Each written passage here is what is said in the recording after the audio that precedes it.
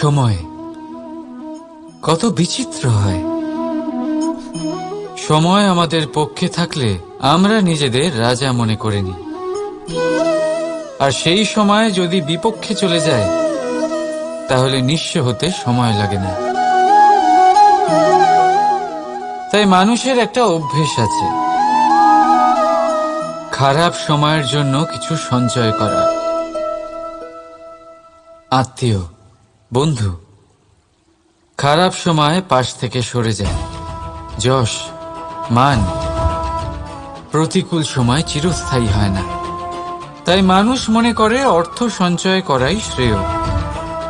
অর্থের কোনো হৃদয় নেই যা সময়ের সাথে পরিবর্তিত হবে। সংসার বলে সর্বদা অর্থ সঞ্চয় করতে থাকুন। খারাপ সময় অবশ্যই কাজে লাগবে, কিন্তু আমি বলবো শুভ কর্ম করতে থাকুন, আনন্দে থাকুন, নিজের ওপর আর ঈশ্বরের ওপরে বিশ্বাস রাখুন। খারাপ সময় কখনো আসবেই না। রাধা রাধা। প্রকৃতি মানুষকে এক বিশেষ শক্তি দিয়েছে, অন্য জীবের থেকে বেশি শক্তি দিয়েছে। স্মরণ শক্তি। এই শক্তি মানুষকে অন্য জীবের থেকে ভিন্ন করে, ইতিহাস রচনা করার প্রেরণা দেয়, জ্ঞানকে বংশানুক্রমে এগিয়েও নিয়ে যায়। আর যারা ভুলে যান, অধিকাংশ সময় তারা উপহাস আর দয়ার পাত্র হয়ে যান। কিন্তু এটাই কি প্রকৃত রূপে সত্য? না। এই স্মরণ শক্তি মানুষের বিকাশের সব থেকে বড় বাধা হয়ে দাঁড়ায়, তার মনকে দূষিত করে দেয়। খারাপ অভিজ্ঞতা, কারোর করা বিশ্বাসঘাতকতা, কারোর কটাক্ষ বেশিরভাগ মানুষই ভুলতে পারেন না, আর তারপর প্রতিশোধ নিতে উদ্যত হন। প্রথমে সময় নষ্ট করেন প্রতিশোধের প্রস্তুতিতে, আর তারপর সময় নষ্ট করেন প্রতিশোধ নেওয়ার সুযোগ খুঁজতে। যদি সন্তুষ্টি পেতে চান, যদি জীবনে আনন্দ পেতে চান, তাহলে স্মরণ শক্তির সদ্ব্যবহার করুন। নিজের স্মরণ শক্তিকে চালনা করুন শুধুমাত্র ভালো কথা আর ভালো স্মৃতির দিকে। জীবনে আনন্দ পাবেন। রাধা রাধা। মানুষ নিজের পরিবারের জন্য কত কিছুই না করে, দিন রাত পরিশ্রম করতে থাকে যাতে তার পরিবারের প্রয়োজন পূরণের জন্য অর্থ রোজগার করতে পারে। কিন্তু শুধু অর্থ রোজগার করাটাই কি যথেষ্ট? আপনি বলবেন, হ্যাঁ নিশ্চয়ই, অর্থ দিয়ে সব কিছু পাওয়া যায়, বিদ্যা পাওয়া যায়, বাড়ি পাওয়া যায়, ওষুধ পাওয়া যায়, আর কত কিছুই না পাওয়া যায়।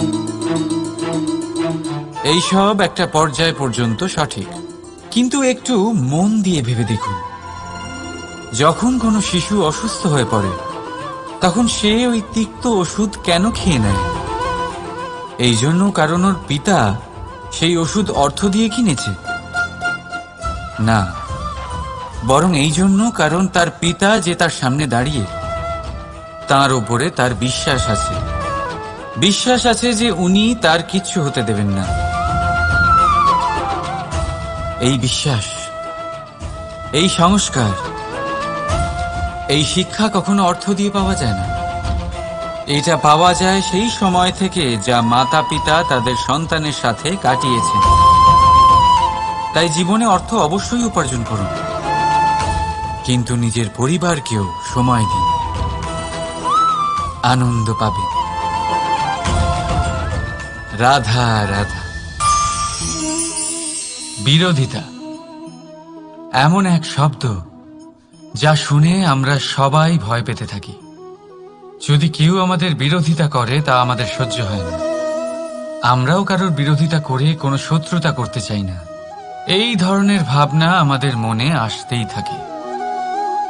কিন্তু বিরোধিতা, এই শব্দ আপনার শান্তির জন্য, আপনার সুখের জন্য কতটা গুরুত্বপূর্ণ তা আপনারা জানেন না। তাই যদি কাল এসে কেউ আপনার বিরোধিতা করে, তখন সবার আগে নিজেকে যাচাই করুন। আপনি কি ভুল করেছেন? আপনার দোষ কি? নিজের মধ্যে কি ত্রুটি আছে সেটা বোঝার চেষ্টা করুন। নিজেকে সংশোধন করার চেষ্টা করুন, তারপর দেখুন বিরোধিতার এই আগুন আপনাকে স্বর্ণ থেকে কুন্দন বানিয়ে তুলবে। বলা হয় এই সংসারে খারাপ বেড়েই চলেছে, কিন্তু তার কারণ এ নয় যে খারাপ মানুষ বেড়ে চলেছে। তার কারণ হলো যে ভালো মানুষ, যাদের ভালো চিন্তা, ভালো বিচারধারা আছে, তারা খারাপের বিরোধিতা করতে পারে না। যদি আপনার সম্মুখে কোনো খারাপ কর্ম হয়, তাহলে তার বিরোধিতা করতে সংকোচ করবেন না, কারণ বিরোধিতার এই আগুন মন্দকে পিছুপা হতে অবশ্যই বাধ্য করে। রাধা রাধা। জীবনে আপনি এরকম মানুষও দেখবেন যারা এটা বলে, ভাবে, নিজেকেও বলে যে উনি সেই এমন ব্যক্তি যার মতো আমি হতে চাই।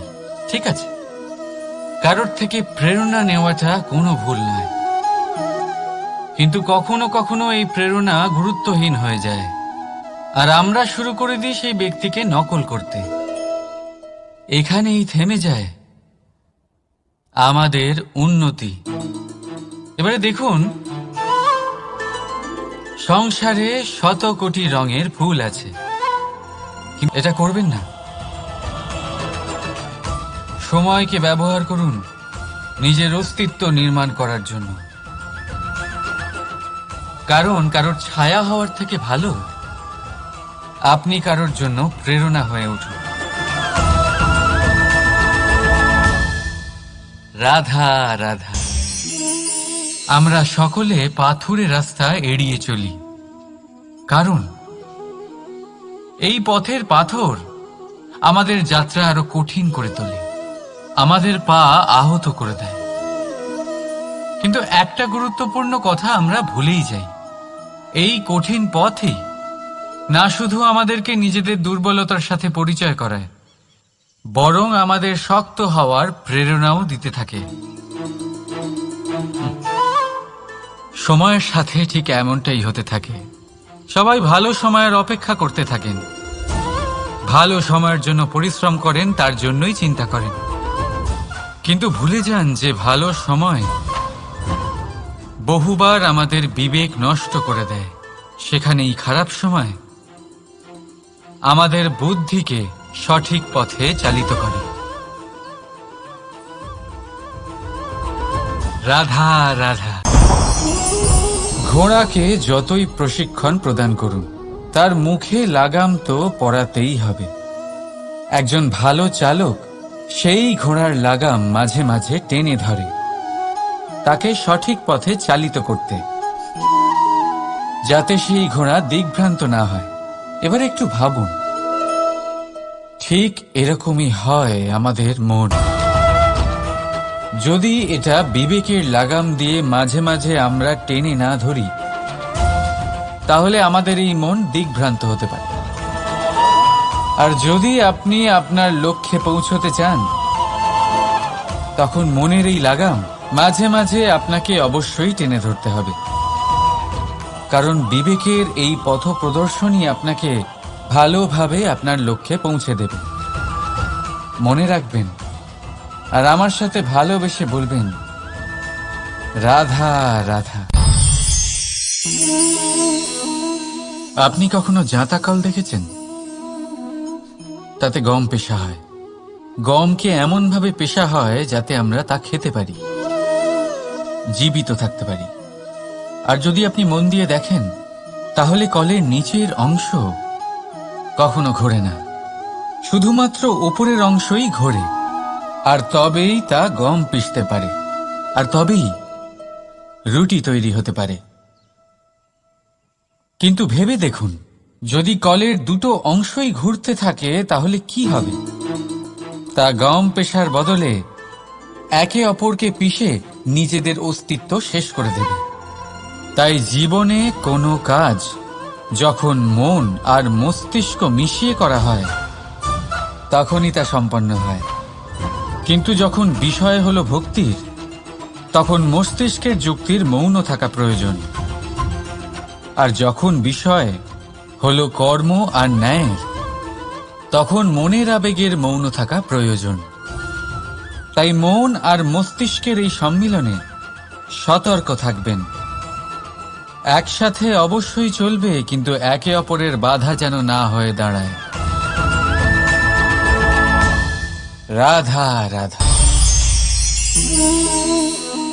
আমি একটা এমন শব্দ যার অনেকগুলি মানে হয়, যার আসল অর্থ হল অহং। যদি আপনি কথা বলেন সৃষ্টির নির্মাণ নিয়ে, তাহলে আমি ব্রহ্মদেব হয়ে সৃষ্টির নির্মাণ করবে। যদি আপনি কথা বলেন প্রলয়ের, তাহলে সেই আমি মহাদেব হয়ে বিনাশ করবে। এই আমি সঙ্গতিপূর্ণ, কিন্তু শুধু ততক্ষণ যতক্ষণ আপনি এটা সবার সাথে ভাগ করছেন। কিন্তু আমরা বহুবার এর মানে বুঝতে পারি না। এই অহংকে সীমিত করে দিই একটা ব্যক্তি অবধি, শুধু নিজে। আর তখনই জেগে ওঠে অহংকার, যাতে প্রাধান্য পায় শুধুমাত্র আমি, আমরা নয়।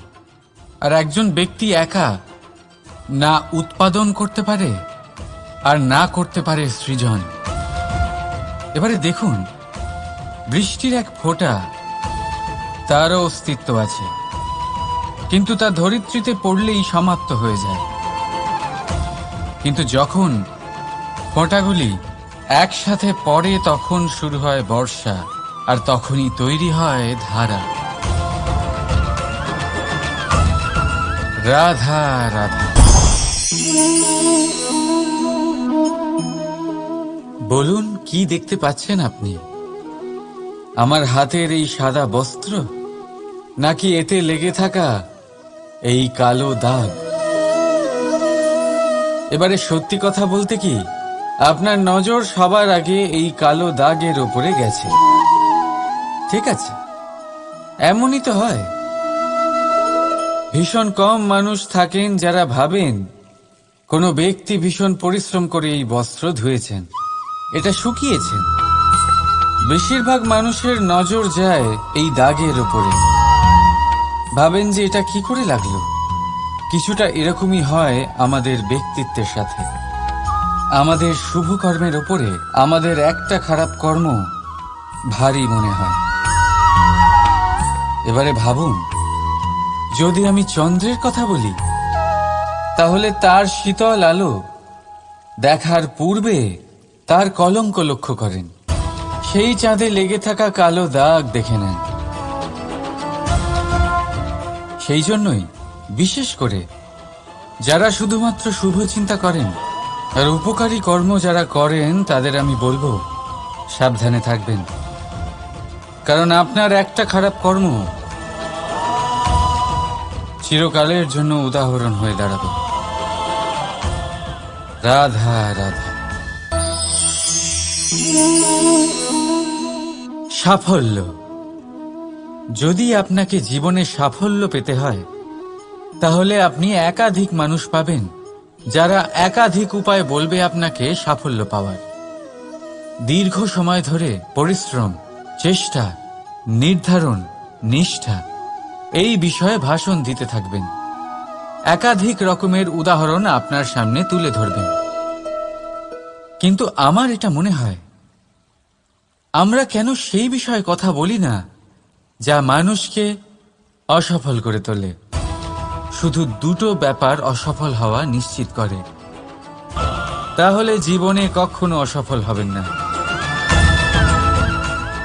রাধা রাধা। আপনি অনেককে এই কথা নিশ্চয়ই বলতে শুনেছেন, এই ব্যক্তির দৃষ্টিতে দম্ভ আছে, এই ব্যক্তির চোখের ওপর অহংকারের পর্দা পড়ে আছে, ইত্যাদি ইত্যাদি। চলুন, আমি আপনাকে একটা প্রশ্ন করছি, আপনি দেখেন কি দিয়ে? দৃষ্টি দিয়ে নাকি দৃষ্টিভঙ্গির সাহায্যে? ভাবুন, চিন্তায় পড়ে গেলেন নিশ্চয়ই। দৃষ্টি যে কোনো বস্তুর বা যে কোনো মানুষের শুধু বাইরের রূপটা দেখায়, যেখানে দৃষ্টিভঙ্গি আপনাকে সোজা আসল পরিচয়ের সাথে সাক্ষাৎ করায়। উদাহরণ হিসেবে চন্দ্র। চন্দ্র আমরা সবাই দেখেছি। বহু মানুষ আছেন পাথরকে ভগবান ভেবে পুজো করবেন, নাকি ভগবানকে পাথর ভেবে পরিত্যাগ করবেন। সিদ্ধান্ত আপনার, কিন্তু এই সিদ্ধান্ত নির্ভর করে আপনার দৃষ্টিভঙ্গির ওপর। তাই নিজের দৃষ্টিভঙ্গি শুভ রাখুন, নিজের দৃষ্টিভঙ্গিতে ভালোবাসা রাখুন, আর আনন্দে বলুন রাধা রাধা। বড় বড় রাজমহলের বড় বড় ইমারতের চূড়া কত সুন্দর হয়, কিন্তু আপনি কি কখনো এই বিষয়ে ভেবেছেন যে এই সুন্দর চূড়ায় পৌঁছতে গেলে আপনাকে পৃথিবীতে পা ফেলতেই হবে? সেই সুন্দর চূড়ায় পৌঁছে দীপ্তি পাওয়ার জন্য আপনাকে একটা কঠিন পথ অবলম্বন করতেই হবে। যদি আপনি কোনো কঠিন পথে না গিয়ে এই পৃথিবীর সাহায্য ছাড়াই শুধু উচ্চতার দিকে অগ্রসর হতে থাকেন, তাহলে সর্বদা অসফল হবেন। সেই জন্য নিজের স্বপ্ন পূরণের এই যাত্রাতে নিজের পথ কখনোই হারাবেন না, নিজের পথ থেকে সরবেন না। যদি এমন করেন তাহলে তো আপনার স্বপ্ন পূরণ হবেই না, তার সাথে আপনি নিজের পথও হারাবেন। রাধা রাধা। কৌতুক অর্থাৎ হাসি, এটা জীবনে কতটা গুরুত্বপূর্ণ। আমরা সর্বদাই হাসতে চাই, আমরা সর্বদা অন্যের মুখে এই হাসি দেখতে চাই। কিন্তু এই কৌতুক অনেক প্রকারের হয়, আর এই কৌতুকের ভিত্তি কি সেটাও খুব গুরুত্বপূর্ণ। কৌতুক কেবল তখনই পাবেন যখন তা শুদ্ধ মন থেকে আসবে। কৌতুক তখনই পাবেন যখন তা সামনের জন্য আর অপমানিত ব্যক্তির মন তিক্ত হয়ে থাকে। তাই মনে রাখবেন যে এই কৌতুক যেন কৌতুকই থাকে, তা উপহাস বা কটাক্ষ না হয়ে যায়। রাধা রাধা। মানুষ, এই শব্দের সূচনা হয় মন থেকে, আর সেই জন্যই হয়তো আমাদের এই মন এতটা গুরুত্বপূর্ণ। এবারে দেখুন না, আমাদের মনই সবকিছু চালনা করে। মনই সেই যে কল্পনা করে, মনই সেই যা কল্পনাকে বাস্তবে পরিণত করার জন্য পরিশ্রম করতে আমাদের প্রেরণা যোগায়। মনই সেই যা লোভের জালে জড়িয়ে পড়ে। মনই সেই যা অভিমানের পর্দা দিয়ে ঢেকে যায়। আর এই মনই সেই যা আপনাকে বিনাশের দিকে টেনে নিয়ে যেতে পারে। কিন্তু যদি তা পরোপকার করার ইন্ধন পায়, তাহলে এমন কোনো মহান কাজ নেই যা আপনি করতে পারবেন না। কিন্তু এই মন কি? এটা বোঝানো যায় দুটো শব্দের মাধ্যমে, দুটো সহজ শব্দ। প্রথম, একজন কুশল সেবক। দ্বিতীয়, একজন সংকটপ্রবণ মালিক। যদি আপনার এই মন আপনার নিয়ন্ত্রণে থাকে, তাহলে সে হলো আপনার সেবক। তাই আপনার অস্তিত্ব আছে। কিন্তু যদি আপনার মন আপনার কর্মের ওপরে নিয়ন্ত্রণ করে, তাহলে এই মন আপনার মালিক, আর তখন আপনার বিনাশ নিশ্চিত। তাই নিজের এই মনকে নিয়ন্ত্রণে রাখুন, কিন্তু ভালোবেসে। আসুন আমার সাথে আনন্দে বলুন, রাধা রাধা।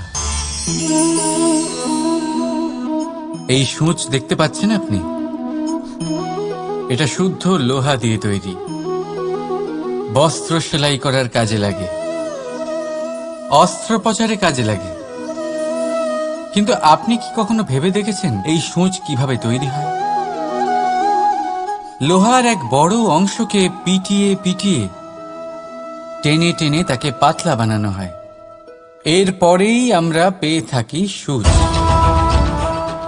ভাবুন, যদি লোহার টুকরোতে অনর্গল প্রহার করার ফলে একটা লোহার টুকরো সূঁচে পরিণত হয়,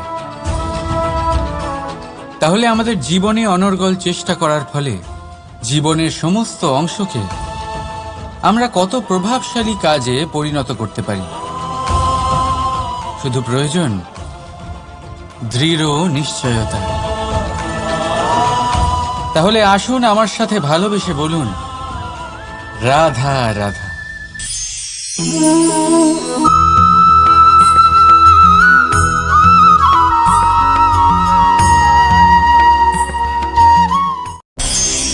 জীবনে যখন আমরা কোনো পরিস্থিতির সম্মুখীন হই, তখন আমাদের সামনে দুটো পথ থাকে। তাদের মধ্যে কোনো একটা নির্বাচন আমাদের করে নিতে হবে, এই মনে করে নিতে হবে। নির্বাচন এই সংসারের সবথেকে গুরুত্বপূর্ণ বিষয়।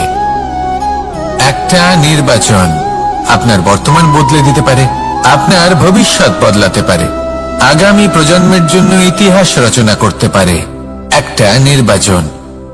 এবার দেখুন, যে পরিস্থিতি আপনার সামনে আছে, আপনাকে সেই পরিস্থিতির সম্মুখীন হতেই হবে, সেই কষ্ট সহ্য করতেই হবে, সেই মতোই কাজ করতে হবে।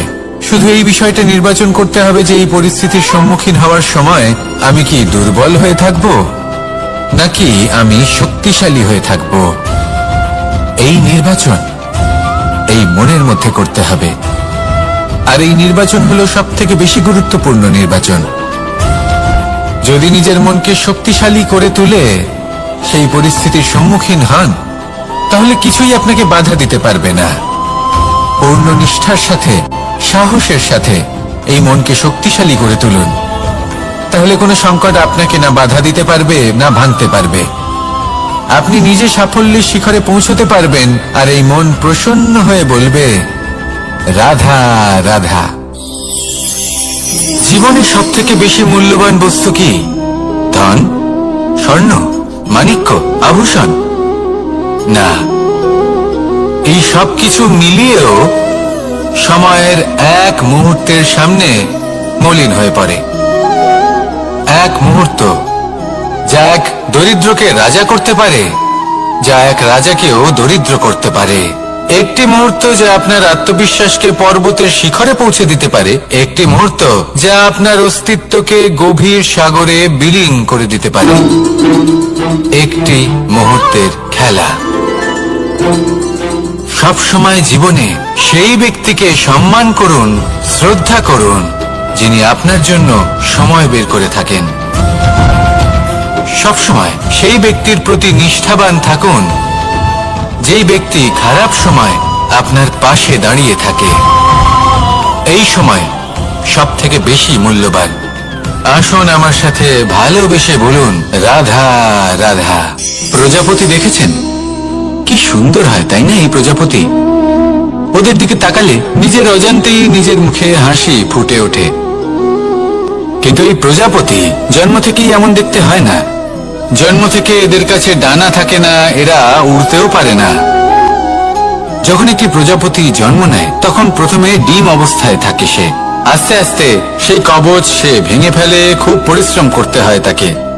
তারপর কীটের আকার ধারণ করে সে চলতে থাকে। অনেক কষ্ট সহ্য করতে হয়, অনেক পরিশ্রম করতে হয়। তারপর তার রূপ বদলে যায়, তারপরে তার ডানা গজায়, তারপরে সে উড়তে পারে। এই নিরন্তর পরিশ্রমই সাফল্যের মূল মন্ত্র হয়। কখনো কখনো প্রতিভাও কম পড়ে যায় যদি নিরন্তর পরিশ্রম না করা হয়, যদি সমর্পণের ভাব মনে না থাকে, দৃঢ় নিষ্ঠা না থাকে, আর কখনো কখনো সেই ব্যক্তি যার মধ্যে বিশেষ প্রতিভা থাকে না, সেই ব্যক্তি নিরন্তর পরিশ্রম করে, নিজের মনে সমর্পণের বোধ জাগিয়ে তোলে, দৃঢ় নিষ্ঠার সাথে কর্ম করে আর সাফল্য লাভ করে। সেই জন্য আপনি জীবনে যেখানেই পৌঁছে যান না কেন, নিরন্তর পরিশ্রম করতে থাকুন। তবেই আপনার ভবিষ্যৎ রঙিন প্রজাপতির মতন গগনচুম্বী হবে।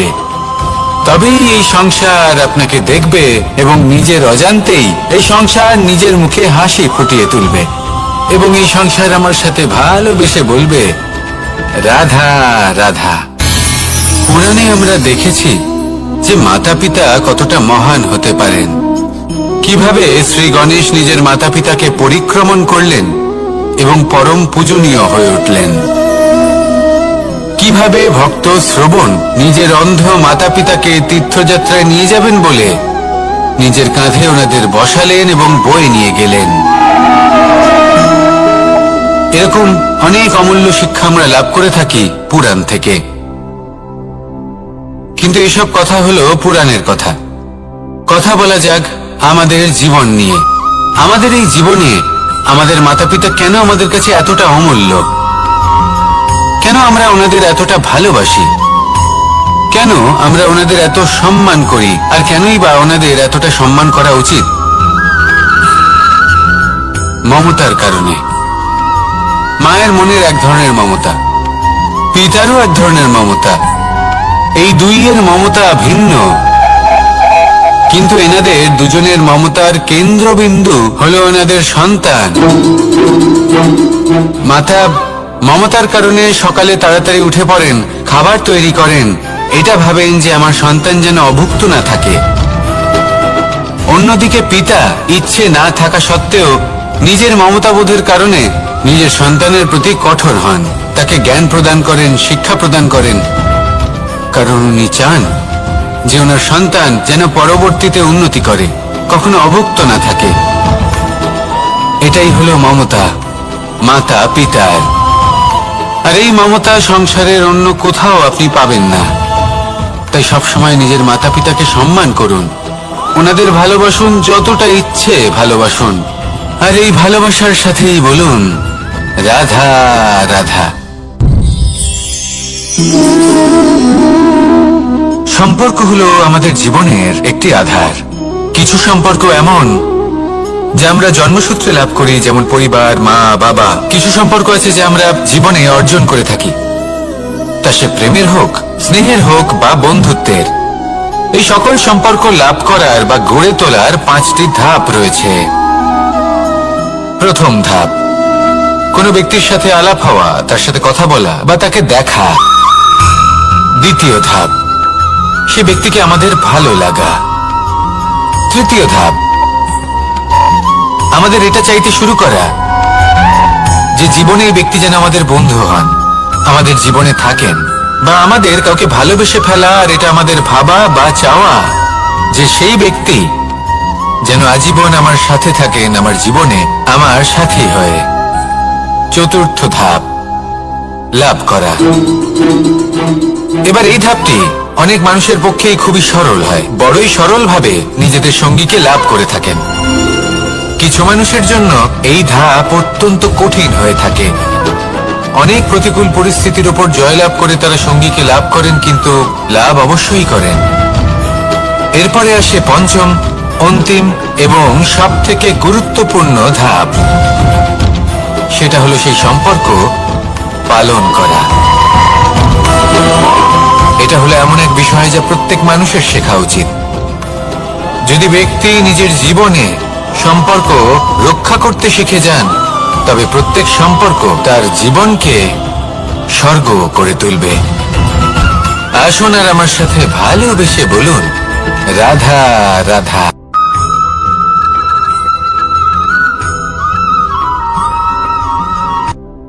রাত্রে আমরা সুখ নিদ্রা লাভ করি, আমরা স্বপ্ন দেখি, ভবিষ্যতের পরিকল্পনা করি, খুব ভালো লাগে।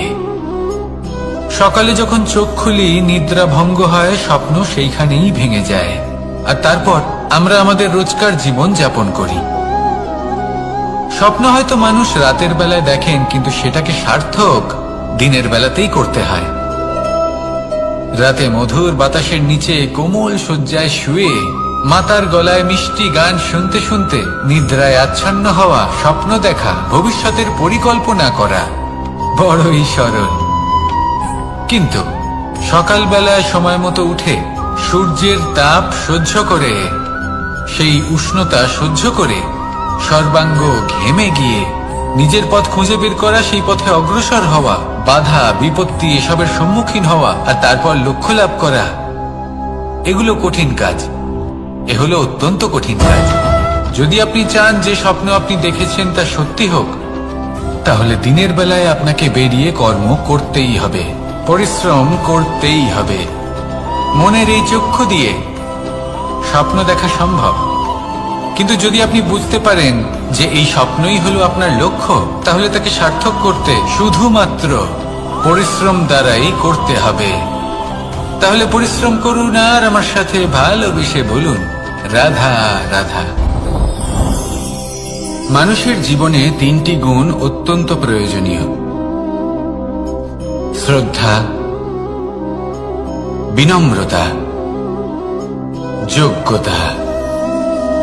যদি জ্ঞান লাভ করতে চান তাহলে শ্রদ্ধার প্রয়োজন, যদি মান লাভ করতে চান তাহলে স্বভাবে বিনম্র হওয়া প্রয়োজন, আর যদি মনোবাঞ্ছিত স্থান লাভ করতে চান তাহলে যোগ্যতার প্রয়োজন। বিষয়টা সহজ। শ্রদ্ধা আপনাকে জ্ঞান দেবে, নম্রতা আপনাকে মান, আর যোগ্যতা উচিত স্থান দেবে। কিন্তু যদি আপনি এই 3টি গুণ সম্মিলিত করেন, তাহলে এমন কিছু লাভ করবেন যা এই সব কিছুর থেকে অনেক ঊর্ধ্বে। সম্মান। আর এ হলো সেই সম্মান যা প্রত্যেক মানুষের নিজের জীবনে লাভ করতে চেষ্টা করা উচিত, কারণ এই হলো সেই সম্মান যার কারণে আপনি চলে যাওয়ার পরেও এই সংসার আপনাকে ভালোবাসবে আর মনে রাখবে। আসুন আমার সাথে ভালোবেসে বলুন, রাধা রাধা। আকাঙ্ক্ষা কখন লোভে পরিণত হয়ে যায় তা কেউ বলতে পারে না। এবার তার পরিণাম কি হতে পারে তাও আমরা কেউ জানি না। আজ আমি আপনাকে বলছি, কোনো ব্যক্তি সব থেকে বেশি ক্ষতির সম্মুখীন তখনই হয় যখন সে এটা মনে করে যে সে সব থেকে বেশি সুরক্ষিত স্থানে রয়েছে। সে ভাবে যে সে সেখানে সুরক্ষিত রয়েছে। সে তখন অসাবধান হয়ে পড়ে, আর তখনই তাকে জীবনের সব থেকে বড় ক্ষতির সম্মুখীন হতে হয়। নিঃস্ব হয়ে যাওয়ার পরিস্থিতি কোনো মানুষের জীবনে তখনই আসে যখন তার কাছে প্রচুর সম্পত্তি থাকে এবং সে তার থেকেও অনেক বেশি সম্পত্তি অর্জন করতে চায়। সেই অনেক বেশি সম্পত্তি অর্জন করার চেষ্টায় সে এমন কিছু করে বসে যার ফলে তাকে সমস্ত সম্পত্তি হারাতে হতে পারে। একজন রচনাকার নিজেই নিজের প্রতিভা একদম শেষ করে দিতে পারে যখন সে অনেকগুলো কাজ নিজের কাঁধে নিয়ে নেয়। একটা গুরুত্বপূর্ণ কথা সবসময় মনে রাখবেন, আজ আপনি যেখানেই থাকুন না কেন, যেমনই যে কোনো স্থানেই থাকুন না কেন, এর পেছনে আপনার আকাঙ্ক্ষার একটা বিশাল ভূমিকা রয়েছে। কিন্তু মনে রাখবেন, আপনাকে শিখতে হবে যে কখন আর কিভাবে নিজের উচ্চাকাঙ্ক্ষাগুলিকে লাগাম পরাতে হবে, কারণ এটা অত্যন্ত আবশ্যক। তাই আসুন আর আমার সাথে ভালোবেসে বলুন, রাধা রাধা। অনেক সময় আমরা জীবনে অনেক মানুষকে এমন বলতে শুনে থাকি যে আমি অসফল হয়েছি কারণ আমার সময় ভালো যাচ্ছিল না। আমি এই জিনিসটা লাভ করতে চাইছিলাম কিন্তু করতে পারলাম না কারণ আমার সময়টা ভালো যাচ্ছিল না। আমি আমার জীবনে ওই মহান কাজটা করতে চাইছিলাম কিন্তু করতে পারলাম না। কেন? কারণ আমার সময়টা ভালো যাচ্ছিল না। কিন্তু যে মুহূর্তে ভালো সময় আমার জীবনে আসবে, আমি সব কিছু প্রাপ্ত করব। এমন প্রায় প্রত্যেকেই বলেন। আসুন একটা কথা বোঝা যাক। একজন মালিকে দেখুন, সে প্রত্যেক দিন গাছের সেবা করে, তাকে জল দেয়, তার যত্ন আত্তি করে। কেন? প্রত্যেক দিন সেই গাছ ফল দেয় না, সঠিক সময় এলে তবেই সেই গাছ ফল দেয়, কিন্তু প্রত্যেক দিন মালি তার সেবা করে, তাকে যত্ন করে। শুধুমাত্র তখন করে না যখন সেই গাছ ফল দিতে সক্ষম। আর যদি মালি গাছের যত্ন প্রতিদিন না করে, তাহলে হয়তো সেই গাছ ফল দিতেই পারবে না। এটাই হলো আমাদের জন্য একটা শিক্ষা। যখন সময় আমাদের জন্য অপেক্ষা করে না, তখন আপনি সময়ের জন্য কেন অপেক্ষা করছেন? ভালো সময়ের জন্য অপেক্ষা করবেন না। ভালো এবং শুভ কর্ম দ্বারা ভালো সময়কে নিজের কাছে টেনে আনুন। নিরন্তর কর্ম করুন, পরিশ্রম করতে থাকুন। শুভ সময় আপনা থেকেই আপনার কাছে আসবে। আসুন আমার সাথে ভালোবেসে বলুন, রাধা রাধা। মানুষের এই সংসারে জীবনযাপন করার জন্য কিছু জিনিসের প্রয়োজন পড়ে। এমন কিছু আবেগ, এমন কিছু বস্তু আছে যেগুলো তার প্রয়োজন হয়। কিন্তু সব থেকে বেশি যে জিনিসটা তার প্রয়োজন হয় সেটা হলো সম্মানের। আমাদের ভালো লাগে যখন কেউ আমাদের সম্মান করে। আমরা কাউকে সম্মান করলে তারও সেটা ভালো লাগে। কিন্তু আপনি দেখবেন যে সংসারে বেশিরভাগ মানুষ দুটি মাপদণ্ডের ভিত্তিতে সম্মান করেন। হয় বয়স দেখে করেন বা উপার্জন দেখে, অর্থাৎ সেই ব্যক্তি কতটা উপার্জন করেন। এবার ভেবে দেখুন, এটা আবশ্যক নয় কারোর বয়স যদি বেশি হয় তার বুদ্ধিও ততটাই বেশি হবে। আবশ্যক এটাও নয় যে কোনো ব্যক্তি যদি অত্যন্ত ধনী হন বা তার মনও নির্মল হবে বা তিনি সৎকর্ম করবেন বা এমন কোনো কর্ম করবেন যাতে উনি সম্মান লাভ করতে পারেন। হতে পারে উনি ধনী কিন্তু দুশ্চরিত্র। সেই জন্য বয়স বা উপার্জন দেখে কোনো ব্যক্তিকে সম্মান করবেন না। কর্ম দেখুন। যদি গভীরভাবে ভেবে দেখেন তাহলে দেখবেন যদি কোনো মানুষ কোনো সৎকর্ম করেন তাহলে তার প্রতি হৃদয় থেকে সম্মান জাগ্রত হয়। এটাই হলো সেই সম্মান যা অর্জন করতে হবে। বয়স আজ আছে, কাল আরো বৃদ্ধি পাবে। উপার্জন আজ আছে, কাল সেটা কমে যেতেও পারে। কিন্তু যদি আপনি নিরন্তর শুভকর্ম করতে থাকেন তাহলে আপনি মৃত্যুর পরেও অমর হয়ে থাকবেন। আসুন আমার সাথে ভালোবেসে বলুন, রাধা রাধা। পাপ এবং পুণ্য, এই দুই হলো সংসারের এমন দুই বিন্দু যাকে কেন্দ্র করে এই সংসারের চক্র ঘুরতে থাকে। আমরা যদি কোনো কর্ম বিচার করি হয় পুণ্য নয় পাপের দৃষ্টিভঙ্গি দিয়ে, এটা হয় পুণ্য না হলে পাপ। কিন্তু এই পাপ এবং পুণ্য এই দুই নির্ভর করে প্রত্যেক মানুষের ওপর, তার চিন্তাধারা, তার পরিস্থিতির ওপর। ধরুন এমন একজন মানুষ যিনি অনেক দিন ধরে বনে পথ হারিয়েছেন, অনেক দিন হয়তো উনি কোনো খাবার খাননি। এবার এমন পরিস্থিতি চলে এসছে যে এবার যদি উনি খাবার না খান তাহলে হয়তো জীবিতই থাকবেন না। আর এমন অবস্থায় ওনার সামনে যদি কোনো প্রাণী আসে তাহলে তাকে শিকার করা এটা কিন্তু তার কাছে পাপ নয়, এটা তো জীবিত থাকার একমাত্র উপায়। এটা তার কাছে পুণ্য সম। আর যদি আমি এমন একজন ব্যক্তির কথা বলি যিনি সরল, যিনি একটি সুখী, শান্ত, সুরক্ষিত জীবনযাপন করছেন, তার কাছে কিন্তু এটা পাপ। এইরকমই এই সংসারে ভিন্ন ভিন্ন পরিভাষা আছে পাপ এবং পুণ্যের। তার মধ্যে যদি আমি আপনাকে একটি সরল পরিভাষা দিই, সেটা হলো জীবনে যখনই কোনো কর্ম করবেন সেটা নিয়ে একটু ভেবে দেখুন যে এই যে কাজটা আমি করছি তার ফলে এই যে অন্য মানুষেরা আছেন এই সংসারে তারা কি দুঃখ পাবেন? যদি তারা দুঃখ পান তাহলে সেটা পাপ। যদি আপনি এমন কোনো কর্ম করেন যার ফলে অন্যরা প্রসন্নতা লাভ করেন, তাদের মুখে হাসি ফুটে ওঠে, যদি তারা প্রেরিত হন, জীবনে সামনে এগোতে পারেন, তাদের বিকাশ হয়, তাহলে এটা হলো পুণ্য। তাই জীবনে সবসময় পুণ্য করতে থাকুন আর আমার সাথে ভালোবেসে বলুন, রাধা রাধা। বনস্পতি ফলনের জন্য আমাদের কিসের প্রয়োজন পড়ে? একটু ধরিত্রীর, একটু পরিশ্রমের আর একটা বীজের।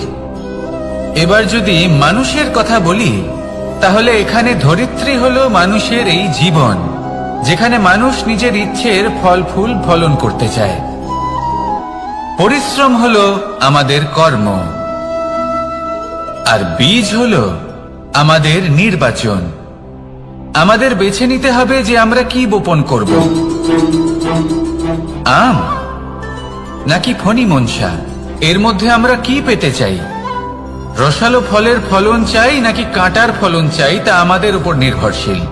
কিন্তু একটা কথা ঠিক, লক্ষ্য যেমনই হোক না কেন, জীবন যেমনই হোক না কেন, যদি আপনি লক্ষ্যের দিকে এগোতে থাকেন তাহলে কর্মের সাথে খামখেয়ালি আচরণ করতে পারবেন না। যদি আপনি এমন করেন তাহলে এটা আপনাকে একটা অনুচিত লক্ষ্যে পৌঁছে দেবে, সেটা কিন্তু নিশ্চিত।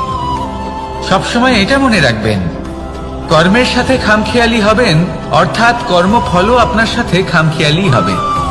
তাহলে নিষ্ঠার সাথে কর্ম করতে থাকুন আর নিজের লক্ষ্যকে প্রাপ্ত করুন। আর আমার সাথে ভালোবেসে বলুন, রাধা রাধা। অগ্নি, চতুর্থ তত্ত্ব, সব থেকে বেশি গুরুত্বপূর্ণ কিন্তু তার থেকেও বেশি ভয়াবহ। কখনো অগ্নিকে নিয়ন্ত্রিত রূপে উনুনে জ্বলতে দেখেছেন? এই অগ্নি আমাদের খাবার বানাতে সাহায্য করে, যা আমাদের শক্তি প্রদান করে। কিন্তু এই অগ্নি যখন বিচলিত হয়ে, অনিয়ন্ত্রিত হয়ে কোন বনের আগুন হয়ে ওঠে, তখন মহা বিনাশ ঘটে যায়। আপনারই অন্তরের ঊর্জা হলো এই অগ্নি। এটা আপনার শক্তিও, আপনার ক্রোধ। একে ব্যবহার কিভাবে করবেন তা আপনারই হাতে। যদি কোনো ব্যক্তি নিজের অন্তরের এই ঊর্জাকে ব্যবহার করেন শক্তির রূপে, তাহলে সে বিকাশ ঘটাতে পারে, নির্মাণ ঘটাতে পারে। কিন্তু যদি কোনো ব্যক্তি তার অন্তরের ঊর্জাকে বিধ্বংসী অস্ত্র বানিয়ে ফেলেন, তাহলে নিশ্চিত রূপে মহা বিনাশ ঘটতে পারে, যাতে বিনাশ তারও অবশ্যই হবে। অনেক বছর পূর্বে এমনই এক আগুনের দ্বারা এই সুন্দর পৃথিবীর নির্মাণ হয়েছিল। আর অনেক বছর পূর্বে এমন এক আগুনেই সমস্ত জীব এবং সংসার বিলুপ্ত হয়ে গেছিল।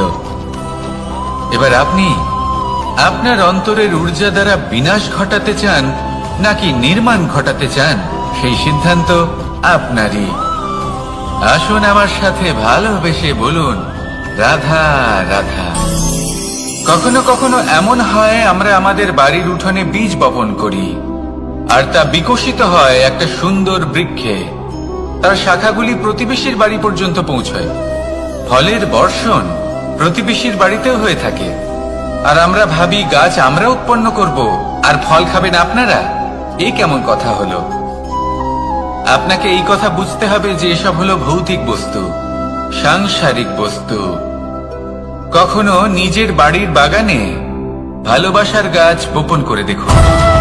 তার শাখাও প্রতিবেশীর বাড়ি পর্যন্ত পৌঁছবে, ফলের বর্ষণ সেখানেও হবে। কিন্তু সেই ফল চাইতে আপনাকে যেতে হবে না, সেই ফল দ্বিগুণ মাত্রায় আবার আপনার কাছেই ফিরে আসবে। তাই নিজের বাড়িতে আর নিজের মনে ভালোবাসার গাছ উৎপন্ন করুন। এই জীবন প্রসন্ন হয়ে বলবে, রাধা রাধা। অ দিয়ে অন্ত, আ দিয়ে আরম্ভ, এই দুইয়েরই রাশি সমান। যদি আপনি মন দিয়ে দেখেন তবে দেখবেন এদের সম্পর্ক খুবই নিবিড়। কিভাবে? যখন কোনো কিছু শুরু হয় এটা নিশ্চিত হয়ে যায় যে তা সমাপ্তও হবে। আরম্ভই যদি না হয় তা সমাপ্তও হবে না। যা আরম্ভ হয়েছে তার সমাপ্তি হলো অবশ্যম্ভাবী। এটাই হলো প্রকৃতির নিয়ম, একে এড়ানো যায় না। এবার এই কথা আমরা সকলে জানি। এবার মানুষ কি ভাবে যে সমাপ্তির পরে কি হতে পারে, এর উত্তর তাদের কাছে নেই। তাদের উচিত অন্য কোনো বিষয় ভাবা যা বেশি গুরুত্বপূর্ণ। এবার মানুষ এটা জানে না যে মৃত্যুর পরে কি হতে পারে, কিন্তু এই কথা অবশ্যই জানে যে জন্ম থেকে মৃত্যু পর্যন্ত এই সময়, যাকে আমরা জীবন বলে থাকি, এই সময় আমরা কর্ম করতে পারি। এই কথা তো আমরা জানি। তাহলে এমন কি কর্ম করা যেতে পারে যা আমাদের সমাপ্তির পরও আমাদের প্রাসঙ্গিক করে রাখতে পারে, এই বিষয়ে ভাবা উচিত। যে জন্মগ্রহণ করেছে তার মৃত্যু হবেই, এটা সাধারণ বিষয়। কিন্তু ইতিহাস আজও সেই সকল মানুষজনকে স্মরণ করেন যাদের এই সংসার তাদের মৃত্যু নয়, বরং তাদের জীবনকালে যে কর্ম তারা করেছেন তার দ্বারা মনে রাখেন। সেই কর্মের কারণে এই সংসারে তাদের নাম, তাদের কর্ম, তাদের ব্যক্তিত্ব, তাদের কীর্তি অমর হয়ে থাকে এবং থাকবে। আপনার কাছে এতটা সময় নেই যতটা আপনার মনে হচ্ছে আপনার কাছে আছে। সেই জন্য যত শীঘ্র সম্ভব শ্রেষ্ঠ কর্ম করুন, যতটা পারবেন ততটা অধিক সুকর্ম করুন। এই সংসারে নিজেকে অমর করে তুলুন আপনার মৃত্যুর পরেও, আর আমার সাথে ভালোবেসে বলুন রাধা রাধা। ওমা, এ কি? আমি কখন থেকে এখানে অপেক্ষা করছি, হাত পেতে দাঁড়িয়ে রয়েছি যাতে একটা ফল আমার হাতে এসে পড়ে এবং সেটা আমি খেতে পারি। কখন থেকে অপেক্ষা করছি, কিন্তু সেটা হচ্ছেই না। এবার আপনি বলবেন যে এসব কি বলছি, এ কি অদ্ভুত কথা বলছি। যদি ফল খেতে হয় তাহলে আমাকে বৃক্ষে চড়তে হবে, ফলের কাছে পৌঁছতে হবে, তবেই তো ফল পাবো। এবারে এটা অত্যন্ত সহজ ব্যাপার, কিন্তু এই বিষয়টা আপনি নিজের জীবনের প্রসঙ্গে ভেবে দেখুন। লক্ষ্য কোথায় আছে আপনি জানেন, সেই লক্ষ্যে পৌঁছানোর পথ কি সেটাও আপনি জানেন, সেই পথে চলার ক্ষমতাও আপনার রয়েছে, কিন্তু তাও আপনি নিজের লক্ষ্য লাভ করতে পারছেন না। কেন? কারণ আপনি অপেক্ষা করছেন যে লক্ষ্য আপনার সামনে চলে আসবে, কিন্তু তা হয় না। লক্ষ্য সে যাই হোক না কেন, ধন হোক, প্রেম হোক, কোনো সম্মান হোক বা মোক্ষ হোক, যদি আপনি তার দিকে অগ্রসর না হন তাহলে ফল প্রাপ্তি অসম্ভব ব্যাপার, তা কোনোদিনই হবে না। সেই জন্য আপনার চোখের সামনে আপনি যদি নিজের লক্ষ্যকে দেখতে পান তাহলে উঠুন এবং সেই দিকে অগ্রসর হতে শুরু করুন। নিজের অন্তরের সকল অশুভ গুণ দূর করুন, অলসতা ত্যাগ করুন, অজ্ঞানতা ত্যাগ করে দিন এবং চলতে থাকুন। অবশ্যই মনোবাঞ্ছিত ফল লাভ করতে পারবেন। মনে রাখবেন, চলতে থাকলে তবেই লক্ষ্য প্রাপ্তি হবে। অপেক্ষার দ্বারা শুধুমাত্র মৃত্যু লাভ হবে। আসুন আমার সাথে ভালোবেসে বলুন রাধা রাধা।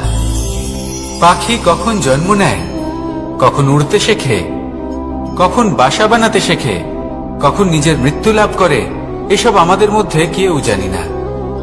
কিন্তু পাখি একটা কথা খুব ভালো করে জানে, যে এই সংসারে ও যা কিছুই করুক না কেন, এই সংসারের ওকে নিয়ে কিচ্ছু যায় আসে না। এবার আমরা কি করি? কোনো কাজ করার আগে আমরা এটা ভাবি যে এই সংসার যদি আমাকে দেখে ফেলে তাহলে কে জানে এই সংসার কি ভাববে, আমার প্রতিচ্ছবি কেমন তৈরি হবে কে জানে, কে জানে কি হবে আদি ইত্যাদি। এই সব ভাবনায় আমরা মগ্ন হয়ে যাই। কিছুটা এমন ভাবে মগ্ন হই যে বর্তমানের কর্মের এই জীবনের যাত্রাপথে সেই সময়ের আনন্দ উপভোগ করতে ভুলে যাই। এবার দেখুন একটা পাখি কি করে, ওর কর্ম হলো গান গেয়ে চলা। ওই পাখি গেয়ে চলে, কেউ ওর গান শুনুক বা না শুনুক, কেউ আদৌ শুনছে কিনা সেই বিষয়টা নিয়ে সেই পাখির কিছুই যায় আসে না। সেই পাখি নিজের কর্ম করতে থাকে। হয়তো সেই জন্যই আপনি কখনো কোনো পাখিকে কাঁদতে দেখবেন না। এরকমই আপনাকে নিজেকে গড়ে তুলতে হবে। প্রথমে নিজেকে জিজ্ঞেস করুন, এই যে কর্ম আমি করতে চলেছি সেটা কি উচিত? যদি আপনার মনে হয় সেটা উচিত তাহলে সেটা প্রমাণ করুন। এটা ভাববেন না যে এই সংসার কি ভাববে। আসুন আর আমার সাথে ভালোবেসে বলুন রাধা। বনের মধ্যে যদি আপনি কোনো বিষাক্ত সাপ দেখেন তাহলে কি করবেন? আপনি তখনই তার থেকে দূরে পালাতে চেষ্টা করবেন। আর এটা কেন করবেন?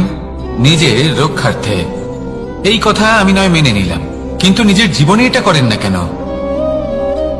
আপনি যেখানেই যান, যে স্থানেই যান না কেন, প্রত্যেক সময় প্রত্যেক মুহূর্তে এমন বিষাক্ত সাপ আপনি অবশ্যই খুঁজে পাবেন। আর সেই সাপ নয় যাদের আপনি বনে খুঁজে পাবেন, এরা হলো সেই সাপ যা আপনাকে পাপ করতে বাধ্য করবে।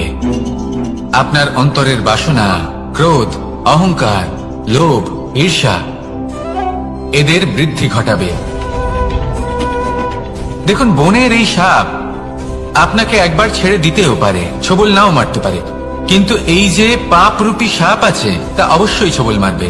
কর্ম যদি করেন তাহলে অবশ্যই ফল পাবেন। সেই জন্য যখনই কোথাও যাবেন, যদি এমন কাউকে দেখেন, যদি এমন কিছু দেখেন যে আপনাকে পাপ করতে বাধ্য করছে, তাহলে সেই মুহূর্তে সেখান থেকে পালিয়ে যান। যেমন বনের সাপ দেখে আপনি পালাতে থাকেন। সৎকর্মের রক্ষা অত্যন্ত আবশ্যক। আসুন আর আমার সাথে ভালোবেসে বলুন রাধা রাধা। যদি কোনো সিংহ বানরের মতো গাছে চড়তে চেষ্টা করে তাহলে কি হবে? একটা মাছ যদি মাটিতে হাঁটতে চেষ্টা করে তাহলে কি হবে? তারা বিফলই হবে। কিন্তু এরকম কেন হয়? তার কারণ হলো প্রকৃতির রচনা কিছুটা এরকম। এখানে প্রত্যেকটি ব্যক্তিকে, প্রত্যেকটি প্রাণীকে আলাদা আলাদা গুণের অধিকারী করা হয়েছে এবং সকলকে একটা সীমাও প্রদান করা হয়েছে। এবার এই যে বৃক্ষ, পশু, পাখি, এদের মধ্যে সেই ক্ষমতাই নেই যে এরা নিজেদের যাচাই করতে পারবে, নিজেদের সীমাগুলো বুঝতে পারবে, নিজেদের সদ্গুণগুলো চিনতে পারবে। এরা সেটা করতে পারবে না। কিন্তু মানুষ তো আলাদা। মানুষের কাছে সেই বিশেষ শক্তি আছে যে তারা পূর্ণরূপে নিজেদের যাচাই করতে পারবে, নিজেকে পূর্ণরূপে বুঝতে পারবে, নিজের দোষ, নিজের অপগুণ, নিজের সদ্গুণ, নিজেদের সীমাগুলো তারা বুঝতে পারবে। আর এটা অত্যন্ত গুরুত্বপূর্ণ। কথায় আছে যে যদি সাফল্য লাভ করতে হয় তাহলে নিজেকে যাচাই করে নিতে হবে। তাই নিজেকে যাচাই করুন, নিজের সাথে পরিচিত হয়ে যান এবং জীবনে কর্ম করতে থাকুন। সাফল্যের শিখরে অবশ্যই পৌঁছে যাবেন। আর ওখানে যদি যান তাহলে এই মন প্রসন্ন হয়ে অবশ্যই বলবে, রাধা রাধা। অন্ধকারাচ্ছন্ন রাত্রি যদি এসে থাকে তাহলে আলোকিত প্রকাশ নিয়ে সূর্যও অবশ্যই আসে। রোগ যদি এসে থাকে তাহলে তার ওষুধও অবশ্যই আসে। সমস্যা যদি আসে তাহলে সেই সমস্যার সমাধানও নিজে থেকেই আমাদের কাছে চলেই আসে। এই সংসার, এই জীবনের শুধুমাত্র একটাই নিয়ম আছে, আর তা হলো এটাই, এই সংসার হলো একটা চক্রের মতো। এতে শাশ্বত বলে কিছু নেই, নিত্য বলে কিছু নেই। আর যা কিছুই রয়েছে সব বদলাতে চলেছে। যদি আপনার জীবনে দুঃখ থাকে, সমস্যা থাকে, যদি আপনি বিপদ দ্বারা আচ্ছন্ন, তাহলে মনে রাখবেন সবকিছু বদলে যেতে চলেছে। দুঃখের সময় কাঁদবেন না, মনকে আরো দুঃখী করে তুলবেন না, কারণ এখানে যা কিছুই এসেছে তা যাওয়ার জন্যই এসেছে। তাহলে এত চিন্তা কিসের? আনন্দ সহকারে জীবন যাপন করুন আর আমার সাথে ভালোবেসে বলুন, রাধা রাধা। রাত্রিবেলায় যখন আলোকিত জোনাকিদের দেখেন তখন মন প্রসন্ন হয়ে ওঠে। এদের দেখতে খুবই সুন্দর লাগে। আর এমন ঠিক কেন হয়? প্রথম হলো এটাই যে রাতের বেলায় চতুর্দিক অন্ধকারাচ্ছন্ন থাকে। এমত অবস্থায় যদি আমরা কোথাও একটু প্রকাশ দেখি তাহলে সেটাই আশার কিরণের ন্যায় মনে হয়। সেই প্রকাশই আমাদের মন প্রসন্ন করে তোলে। আর সেই জন্য যে সকল মানুষ রাতের বেলায় কোনো জোনাকি দেখতে পান তারা প্রসন্ন হয়ে যান। এবার কখনো কখনো জীবনে আমাদের মনে হয় যে চতুর্দিকে শুধুমাত্র অন্ধকারই হয়ে আছে। প্রত্যেকেরই তা কখনো মনে হয়। আর তখনই আমাদের নিরাশ হলে চলবে না, আমাদের দুঃখী হলে চলবে না। সেই সময় আমাদের খুঁজতে হবে নিজেদের আশেপাশে, চতুর্দিকে, আর কোথাও না কোথাও আমরা প্রকাশ অবশ্যই দেখতে পাবো, আশার একটা কিরণ অবশ্যই দেখতে পাবো। কেউ এমন একটা কর্ম করেন যেটা দেখে আমরা প্রেরিত হয়ে যাই।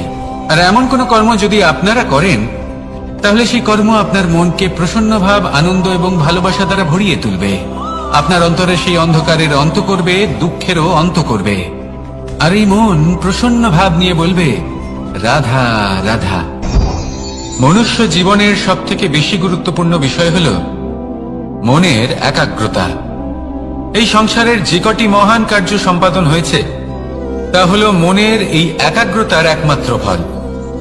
আপনি অবশ্যই দেখে থাকবেন অনেক ছোট বড় নদী যা বয়ে চলে তাদের সামনে একটা বাঁধ নির্মাণ করা হয় সেই সব নদীর জল সঞ্চয় করতে। বাঁধ হয়ে গেলে প্রয়োজন মতো বা মনের ইচ্ছে মতো তাকে ব্যবহার করা সম্ভব। এবার এটাই আমাদের মনের সাথেও সম্ভব। আমাদের মনের একাগ্রতা আজকের দিনে দাঁড়িয়ে বিভিন্ন ধরনের বিকার, ক্রীড়া এবং ভোগের মধ্যে ভাগ হয়ে গেছে। একে একত্রিত করতে হবে, একটা বাঁধ নির্মাণ করতে হবে, কর্মের বাঁধ।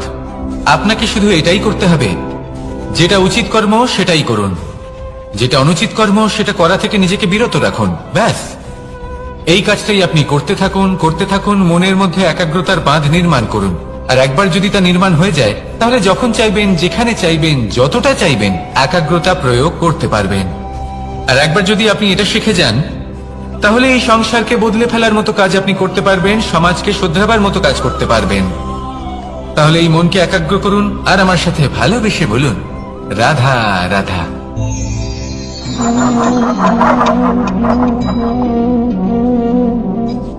কোন ব্যক্তিকে নিশ্চয়ই দেখেছেন যিনি নিজে কাঠ কাটার এই কাজে নিপুণ এবং অভিজ্ঞ।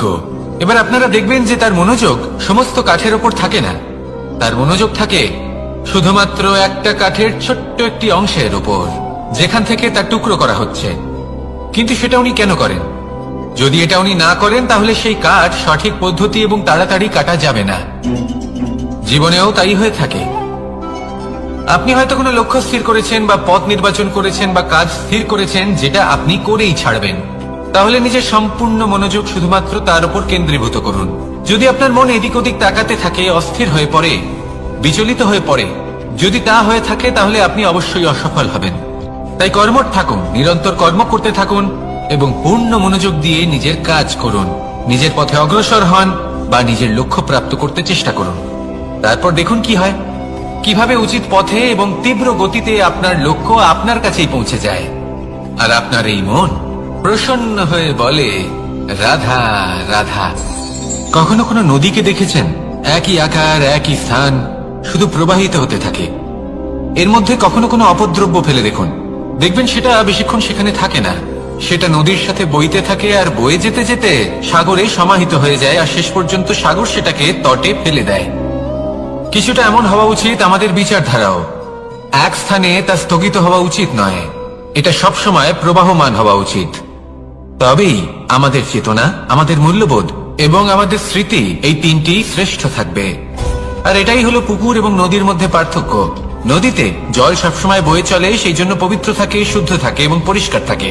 আর সেখানে এই পুকুরের তলদেশে সব জমা হতে থাকে, আর সেই জন্য তা অপবিত্র হয়ে যায়।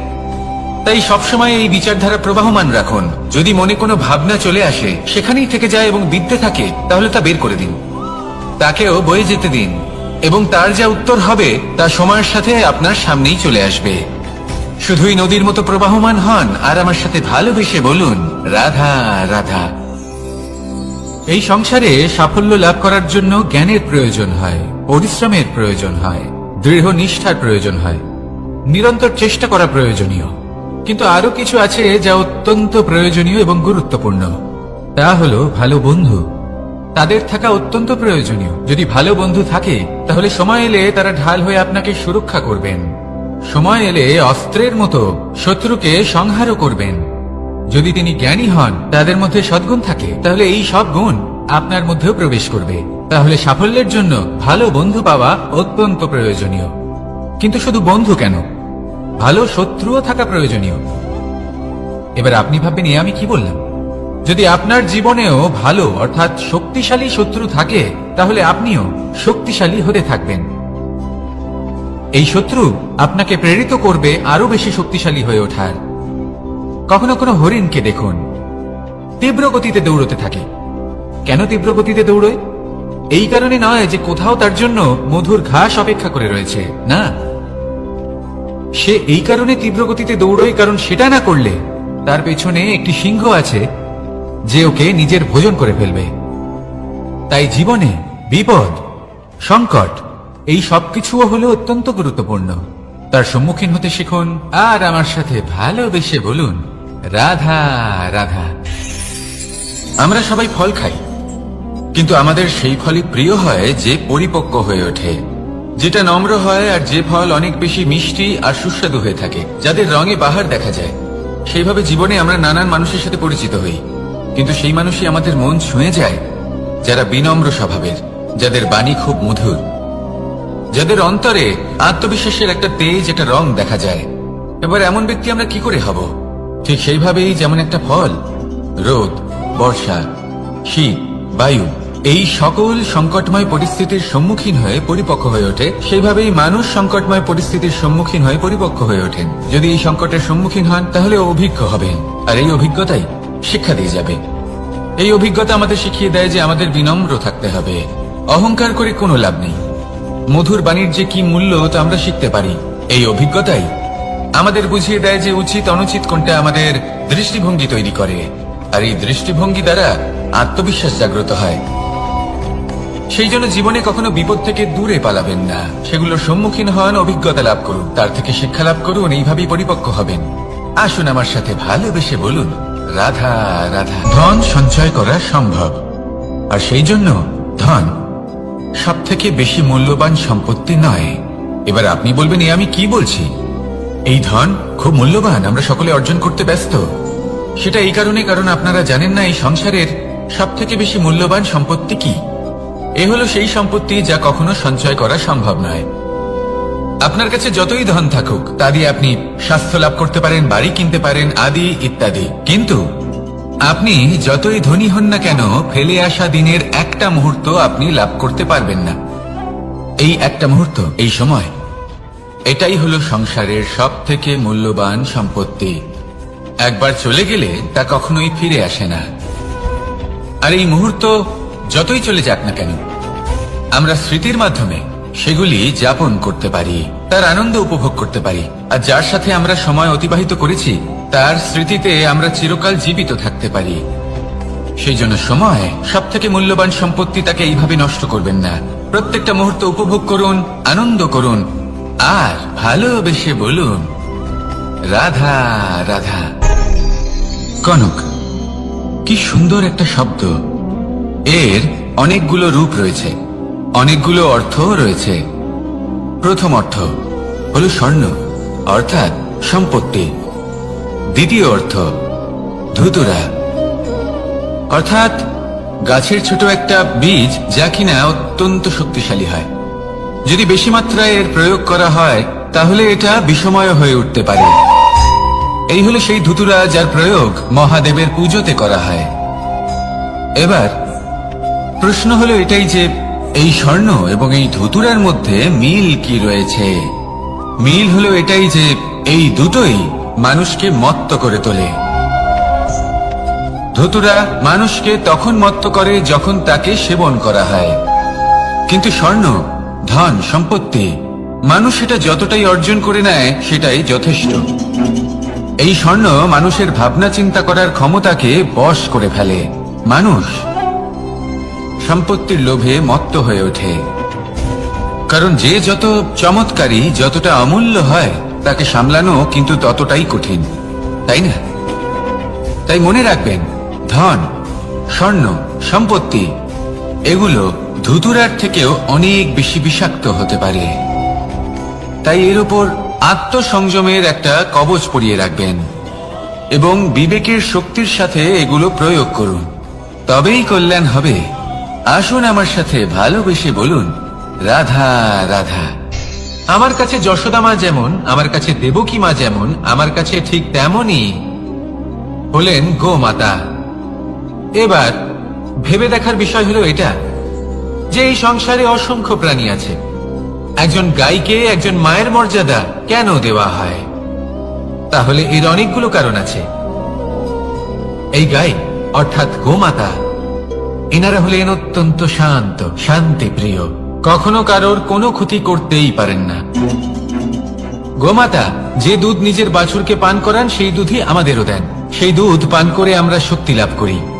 এই দুধ থেকে আমরা মাখন, ঘি, পায়েস, এইসব সুস্বাদু খাবার লাভ করি।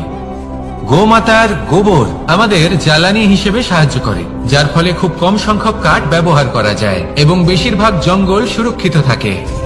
গোমাতার গোমূত্র, সেটাও আমাদের কাছে লাভজনক। এর দ্বারা আমরা অনেক রোগ থেকে মুক্তি লাভ করতে পারি। গোমাতা যখন একটি বাছুরকে জন্ম দেন তখন সেই বড় হয়ে আমাদের ক্ষেত কর্ষণ করে। সেই জন্য গাইকেও জীবনে মায়ের মর্যাদা দেবেন। যতটা সম্ভব তাকে সেবা করুন এবং ভালোবেসে তাকে পালন করুন। এই মন নিজে থেকেই প্রসন্ন হয়ে বলবে রাধা রাধা। মধু কারই না পছন্দ বলুন তো? অত্যন্ত সুস্বাদু হয় এই মধু, মিষ্টি খেতে হয় এবং তা শক্তিও প্রদান করে। এবং প্রত্যেকটি মিষ্টি পদার্থের মতোই এতেও খুব তাড়াতাড়ি পিঁপড়ে ধরে যায়। অন্যদিকে যদি নুনকে দেখি তাহলে বছরের পর বছর রাখলেও এতে পিঁপড়ে ধরে না।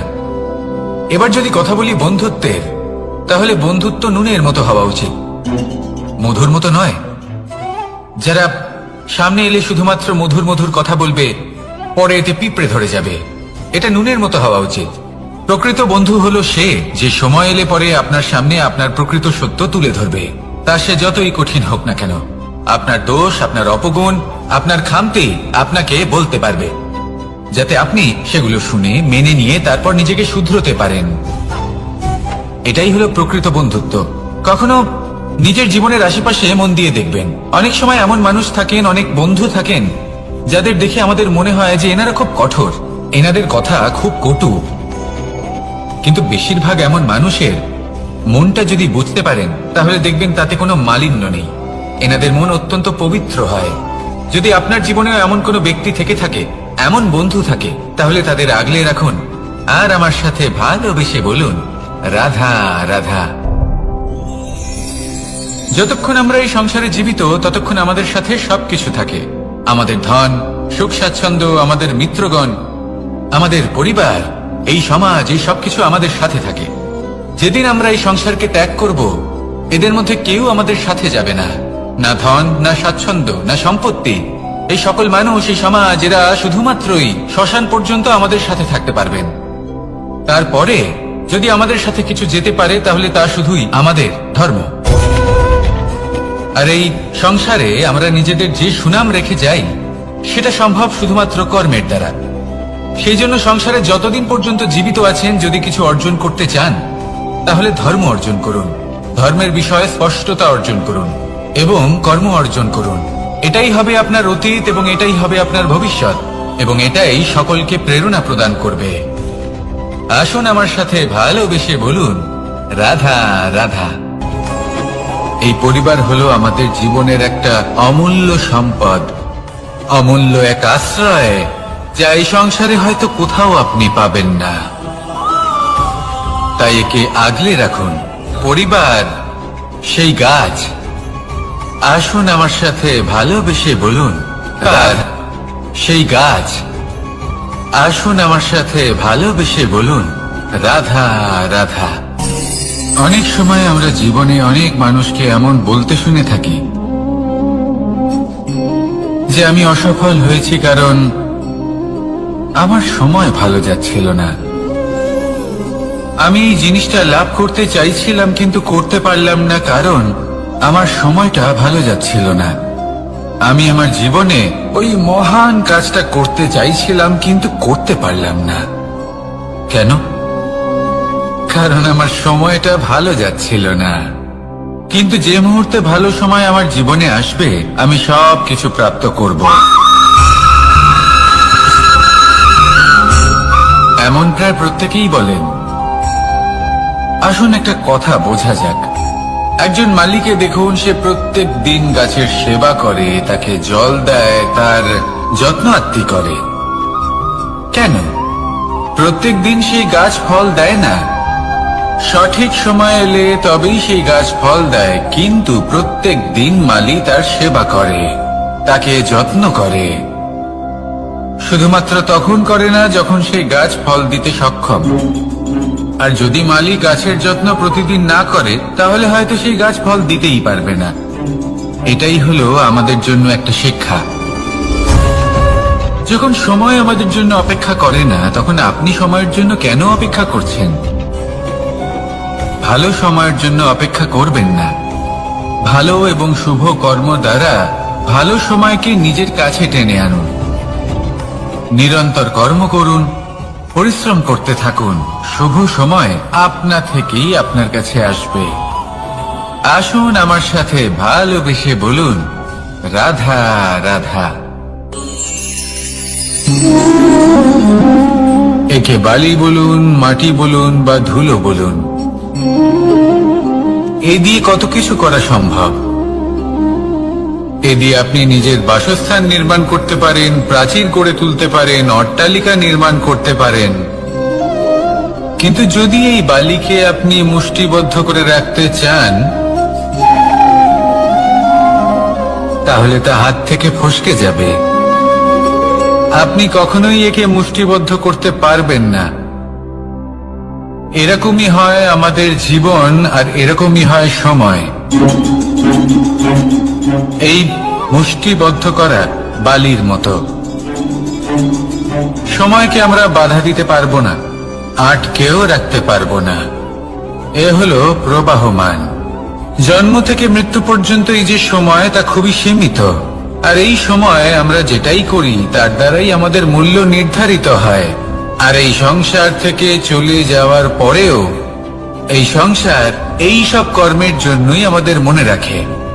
তাই যদি আপনি এটা ভাবেন যে আজ যে কর্ম করার ছিল আমি না হয় কাল করে নেব, কাল আমার লক্ষ্যে পৌঁছানোর কথা ছিল, আমি পরশু পৌঁছবো না। এই সময় খুব মূল্যবান, একে নষ্ট করবেন না। এই সময়কে সদ্ব্যবহার করুন, মহান হবার পথে অগ্রসর হন। একে যদি মুষ্টিবদ্ধ করে রাখার চেষ্টা করেন, এই সময় থেমে থাকবে না। আসুন আমার সাথে ভালোবেসে বলুন, রাধা রাধা। আমাদের মনে যখন কোনো প্রশ্ন ওঠে, কোনো দ্বন্দ্ব জাগে, তখন আমরা যাই আমাদের গুরুর কাছে, আমাদের আরাধ্যের কাছে গিয়ে জিজ্ঞেস করি। এইভাবেই একদিন আমি পৌঁছলাম আমার আরাধ্যের কাছে, আমার মহাদেবের কাছে, আর ওনাকে প্রশ্ন করলাম যে মহাদেব, জীবনে আনন্দ পাওয়ার, উৎসব পালনের, প্রেম ভাগ করে নেবার, জীবনকে উপভোগ করে নেওয়ার সর্বশ্রেষ্ঠ সময় কোনটা? মহাদেব হাসলেন আর উনি বললেন, জীবনে উৎসব পালনের সব থেকে শ্রেষ্ঠ দিন হল মৃত্যুর ঠিক আগের দিনটা। প্রেম ভাগ করে নেওয়ার সব থেকে শ্রেষ্ঠ মুহূর্ত হল মৃত্যুর ঠিক আগের মুহূর্ত। জীবনকে উপভোগ করে নেওয়ার সর্বশ্রেষ্ঠ প্রহর হল মৃত্যুর এক প্রহর পূর্বে। তখন আমি চমকে গেলাম। আমি বললাম, কিন্তু মহাদেব, মৃত্যু তো অনিশ্চিত, আমরা জানিও না কবে আমাদের মৃত্যু হবে। মহাদেব আবার হাসলেন। উনি বললেন যে যদি আমরা এভাবে জীবন কাটাই যে আমরা জীবনের প্রত্যেক দিন, প্রত্যেক মুহূর্ত, প্রত্যেক প্রহর শেষ বলে মনে করি, তাহলে আমাদের সমস্ত জীবন আনন্দের সাথেই অতিবাহিত হবে। কি বলেন?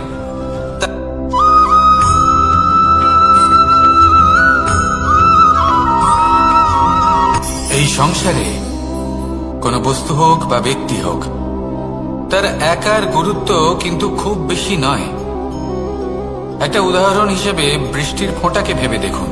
যদি একটি বৃষ্টির ফোঁটা হয় তাহলে তার খুব বেশি গুরুত্ব থাকে না, কিন্তু যখন সহস্র বৃষ্টির ফোঁটা মেঘের মধ্যে দিয়ে ঝরে পড়ে, তখন সেটা বর্ষার রূপ ধারণ করে। সেই বর্ষা যা এই প্রকৃতিকে শান্ত করে। সেইভাবেই পাথরের ছোট টুকরো, তার খুব বেশি গুরুত্ব থাকে না, কিন্তু যখন অসংখ্য পাথরের টুকরো একত্রিত হয় তখন তা পর্বতের আকার ধারণ করে। সেইভাবেই কিছু মানুষ যখন একত্রিত হন তখন তৈরি হয় পরিবার, কিছু পরিবার যখন একত্রিত হয় তখন তৈরি হয় সমাজ, যখন অনেক সংখ্যক সমাজ একত্রিত হয় তখন তৈরি হয় রাজ্য। এবার এই রাজ্যের সব থেকে গুরুত্বপূর্ণ ব্যক্তি হতে পারেন রাজা, কিন্তু তাও সেই রাজা একা কিছু করতে পারেন না। যুদ্ধ লড়ার সময় তারও নিজের সৈন্যদলকে প্রয়োজন পড়ে।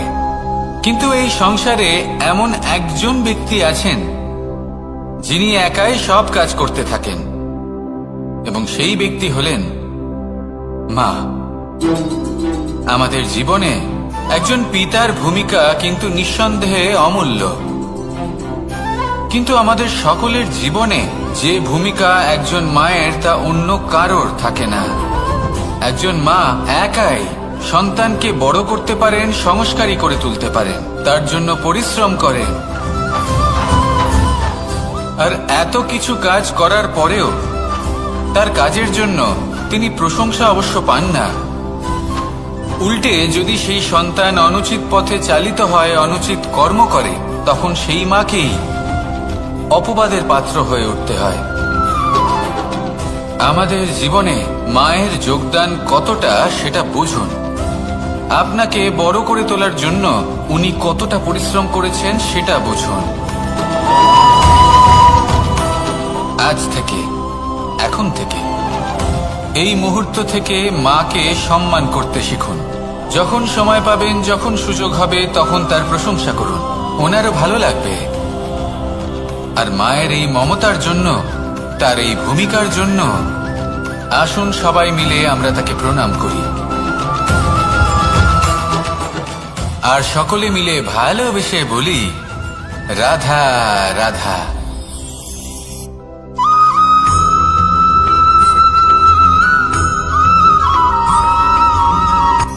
এই সংসারে সাফল্য লাভ করার জন্য জ্ঞানের প্রয়োজন হয়, পরিশ্রমের প্রয়োজন হয়, দৃঢ় নিষ্ঠার প্রয়োজন হয়, নিরন্তর চেষ্টা করা প্রয়োজনীয়। কিন্তু আরো কিছু আছে যা অত্যন্ত প্রয়োজনীয় এবং গুরুত্বপূর্ণ। তা হলো ভালো বন্ধু।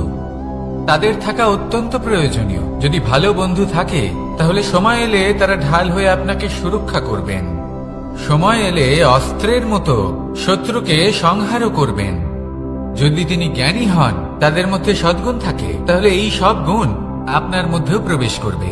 তাহলে সাফল্যের জন্য ভালো বন্ধু পাওয়া অত্যন্ত প্রয়োজনীয়।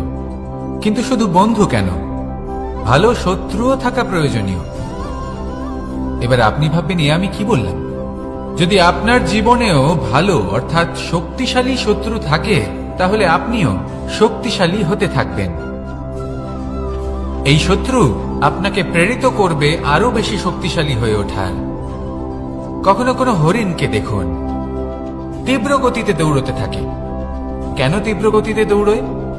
এই কারণে নয় যে কোথাও তার জন্য মধুর ঘাস অপেক্ষা করে রয়েছে, না। সে এই কারণে তীব্র গতিতে দৌড়য় কারণ সেটা না করলে তার পেছনে একটি সিংহ আছে যে ওকে নিজের ভোজন করে ফেলবে। তাই জীবনে বিপদ, সংকট, এই সবকিছুও হলো অত্যন্ত গুরুত্বপূর্ণ। তার সম্মুখীন হতে শিখুন আর আমার সাথে ভালোবেসে বলুন, রাধা রাধা।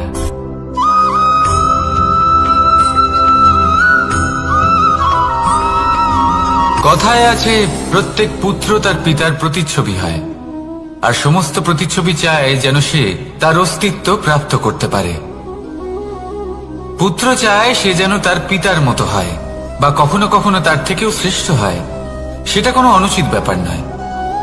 অনুচিত তখন হয় যখন পুত্র নিজের পিতার মতো হবার স্বপ্ন পূরণ করতে গিয়ে বা তার থেকেও শ্রেষ্ঠ হওয়ার স্বপ্ন পূরণে অনুচিত পথের আশ্রয় নেয়।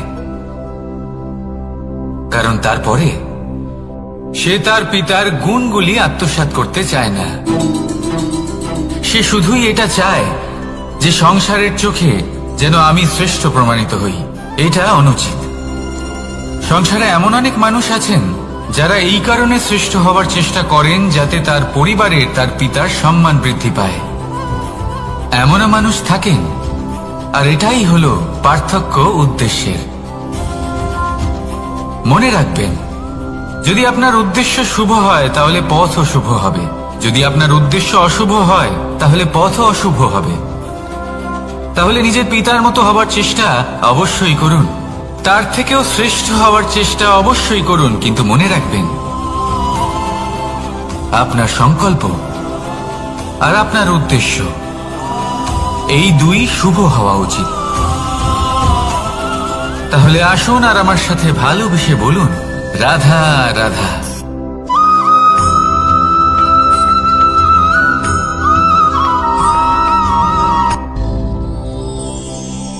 শিশিরের বিন্দু পাতার ওপর পড়ে আর তার গায়ে লেগে থাকে। পাতা তাকে শুষে নিতে পারে না, আর শেষ পর্যন্ত সে ঝরে পড়ে যায়। অন্যদিকে রয়েছে মেঘ এবং চাতক। এদের মধ্যে অনেক দূরত্ব থাকে। মেঘ থাকে আকাশে আর চাতক থাকে ধরিত্রীতে। কিন্তু যখন এই মেঘ থেকে বৃষ্টি ঝরে পড়ে, এই চাতক কিন্তু সেই জলই পান করে, নয়তো সে তৃষ্ণার্ত থেকে যায়। এবার অন্যদিকে দেখলাম শিশির বিন্দু আর পাতার এই সম্পর্ক। এরা খুব কাছাকাছি থাকে, ঘনিষ্ঠও থাকে। অন্যদিকে রয়েছে মেঘ এবং চাতকের সম্পর্ক, যাদের মধ্যে অনেক দূরত্ব থাকা সত্ত্বেও তারা খুব ঘনিষ্ঠ, তাই না? এই সারমর্ম খুব সরল। এই নৈকট্য, এই দূরত্ব, তা আপনার সম্পর্কে প্রভাব কিছুতেই ফেলতে পারে না। এই নৈকট্য, এই দূরত্ব, এসব হলো শুধুমাত্র মনের ব্যাপার। কখনো আপনি অনুভব করেছেন আপনি কারোর থেকে অনেক অনেক দূরে আছেন, অনেক দূরে আছেন, তাও সেই ব্যক্তির প্রতি আপনি টান অনুভব করেন। সেখানে আপনি কারোর সাথে প্রত্যেক দিন অতিবাহিত করেন, সমস্ত জীবন অতিবাহিত করেন, সব থেকে বেশি সময় তার সাথে অতিবাহিত করেন, তাও তার প্রতি সেই টান অনুভব করেন না। এই সংকেত হলো মনের দূরত্বের। তাহলে মনের এই দূরত্ব দূর করুন আর আমার সাথে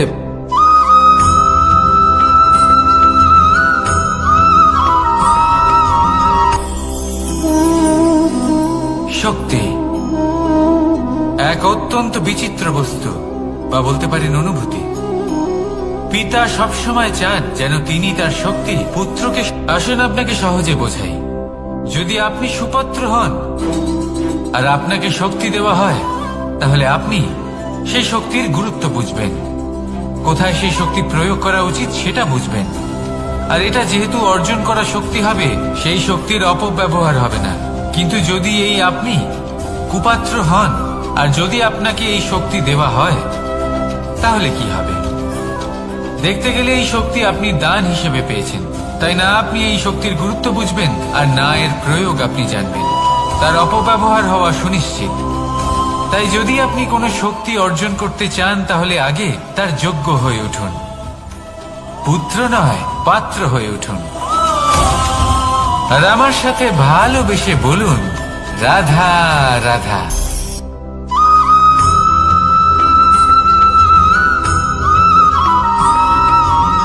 ভালোই, শুধু ওনাদের কঠোর ব্যবহার দেখলে আমরা একটু ভয় পেয়ে যাই। এবার ওনাদের এই কঠোর ব্যবহার আমাদের ভালো না লাগলেও অত্যন্ত আবশ্যক, কারণ মাতার থেকে আমরা যে শক্তি লাভ করি তা যেন নিয়ন্ত্রণ হারিয়ে বিধ্বংসী না হয়ে ওঠে। আমরা যেন কোনো কুপথে না চলে যাই, আমরা কখনো যেন দোষ না করে ফেলি। শুধু সেই জন্য পিতা এবং গুরু একটু কঠোর হয়ে ওঠেন, এবং ওনাদের এই কঠোর আচরণ ভবিষ্যতে গিয়ে আমরা অবশ্যই বুঝতে পারি। জীবনে কিছু বছর আমরা এগিয়ে যাই আর তারপর আমরা বুঝতে পারি যে বাবা এবং গুরু আমাদের যথেষ্ট ভালোবাসতেন, কিন্তু ওনাদের ভালোবাসার বহিঃপ্রকাশ আলাদা। প্রয়োজনীয় হলো এটা দেখার, এটা বোঝার যে শুরু থেকে আমাদের প্রতি ওনাদের আচরণ কেমন ছিল। ওনাদের কঠোর হওয়ার পেছনে ওনাদের ভালোবাসাটা বোঝার চেষ্টা করুন, ওনাদের চিন্তাটা বোঝার চেষ্টা করুন, ওনাদের পথপ্রদর্শনের আড়ালে আপনার ভবিষ্যতের জন্য যে পরিকল্পনা ওনারা করেছেন সেটা বোঝার চেষ্টা করুন। তখন আপনারা বুঝতে পারবেন ওনাদের ভালোবাসাকে।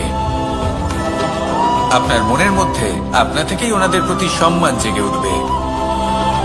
নিজের পিতা এবং নিজের গুরু এই দুজনের প্রতি কৃতজ্ঞতা প্রকাশ করুন আর আমার সাথে ভালোবেসে বলুন, রাধা রাধা।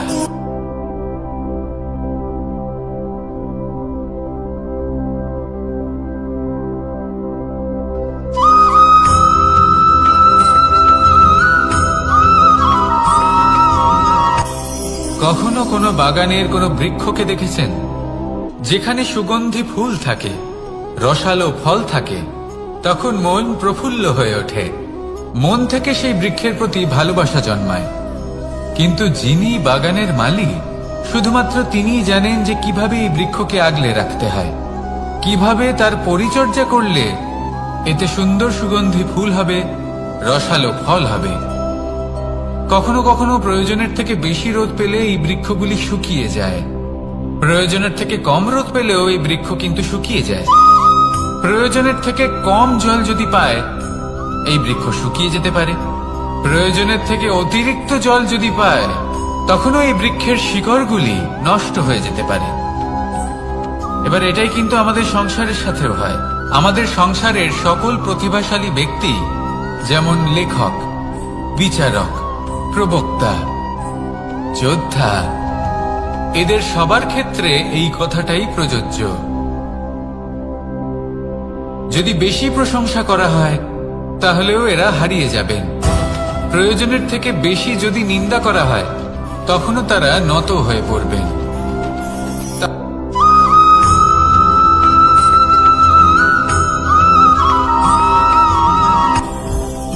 জীবনে কিছু শেখা অত্যন্ত গুরুত্বপূর্ণ। এবার কি কি শিখতে হবে, সেই সব শেখানোর জন্য অনেক শিক্ষক রয়েছেন, কিন্তু কি শিখবেন না আর কি করবেন না, এটা আমাদের নিজের অভিজ্ঞতা দিয়ে শিখতে হয়। কিন্তু তার মানে এটা নয় যে যদি আপনাকে শিখতে হয় যে আগুনের তাপ কতটা, আপনাকে আগুনের মধ্যে হাত দিতে হবে। না, অন্য কারোর অভিজ্ঞতা দ্বারাও শিখতে পারেন। প্রশ্ন শুধুমাত্র একটাই যে আপনি কি শিখতে চান নাকি চান না। যদি আপনি এটাই ভাবেন যে আমি শুধুই নিজের অভিজ্ঞতা দ্বারাই শিখতে চাই, তাহলে জীবনকাল ছোট মনে হবে, অনেক কিছুই শিখতে পারবেন না। তাই নিজের সাথে সাথে বড়দের অভিজ্ঞতার দ্বারাও শেখা শুরু করে দিন। এই সংসারের অভিজ্ঞতা দ্বারা শিখতে শুরু করে দিন। আর এটা নিশ্চিত রূপে শেখা আবশ্যক যে কখন কি করবেন না, কোথায় থামতে হবে আর কোথায় থামবেন না। তাহলে আসুন আর আমার সাথে ভালোবেসে বলুন, রাধা রাধা।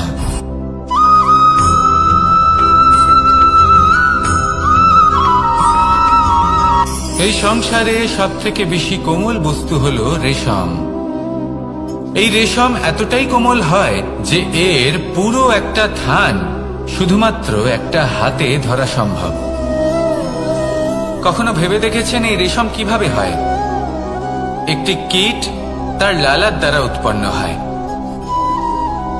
এই কীট সেই রেশমকে পাক দিতে থাকে, পাক দিতেই থাকে আর আস্তে আস্তে তার মধ্যেই জড়িয়ে পড়ে। শেষে ওর এই সুন্দর অমূল্য সৃষ্টি রেশমের এই সুতো তার নির্মাণ কার্য পূর্ণ হয়, কিন্তু তাতেই ও নিজে বন্দী হয়ে যায়। নিজেরই মায়াজালের এই বন্দী গৃহে নিজেই ফেঁসে যায়। এবার এই সুতোকে ব্যবহারযোগ্য করে তোলার জন্য এই কীটগুলিকে এই কবচের সাথেই ফুটন্ত জলে ফেলে দেওয়া হয়। এই সংসারে যদি আমাদের স্বপ্ন এই সংসারের দুঃখ হরণ করার জন্য, এই সংসারে সুখ বিতরণ করার জন্য হয়, তবেই আমাদের প্রগতি সম্ভব। যদি আমাদের এই স্বপ্ন শুধুই আমাদের এবং আমাদের স্বার্থ সিদ্ধির জন্য হয়, তাহলে এই স্বপ্ন আমাদের অন্ধ করে দেবে, আমাদের অন্ধকারের পথে নিয়ে যাবে, আর আমরাও সেই কীটের মতো হয়ে যাব। নিজেদেরই মায়াজালে আমরা নিজেই ফেঁসে যাব, আর শেষে আমরা যদি কিছু লাভ করি তা হবে একাকিত্ব, অন্ধকারময় মৃত্যু। তাই স্বপ্ন অবশ্যই দেখুন, কিন্তু এমন ভাবে স্বপ্ন দেখবেন না যে তার এই বন্দিগৃহে আপনি নিজেই ফেঁসে গেলেন। স্বপ্ন দেখুন পরোপকারে।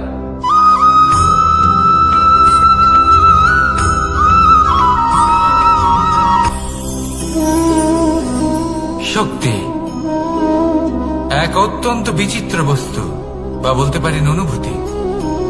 পিতা সবসময় চান যেন তিনি তার শক্তি পুত্রকে। আসুন আপনাকে সহজে বোঝাই। যদি আপনি সুপাত্র হন আর আপনাকে শক্তি দেওয়া হয়, তাহলে আপনি সেই শক্তির গুরুত্ব বুঝবেন, কোথায় সেই শক্তি প্রয়োগ করা উচিত সেটা বুঝবেন। আর এটা যেহেতু অর্জন করা শক্তি হবে, সেই শক্তির অপব্যবহার হবে না। কিন্তু যদি এই আপনি কুপাত্র হন আর যদি আপনাকে এই শক্তি দেওয়া হয়, তাহলে কি হবে? দেখতে গেলে এই শক্তি আপনি দান হিসেবে পেয়েছেন, তাই না আপনি এই শক্তির গুরুত্ব বুঝবেন আর না এর প্রয়োগ আপনি জানবেন। তার অপব্যবহার হওয়া সুনিশ্চিত। তাই যদি আপনি কোনো শক্তি অর্জন করতে চান, তাহলে আগে তার যোগ্য হয়ে উঠুন, পুত্র নয় পাত্র হয়ে উঠুন। আর আমার সাথে ভালোবেসে বলুন, রাধা রাধা।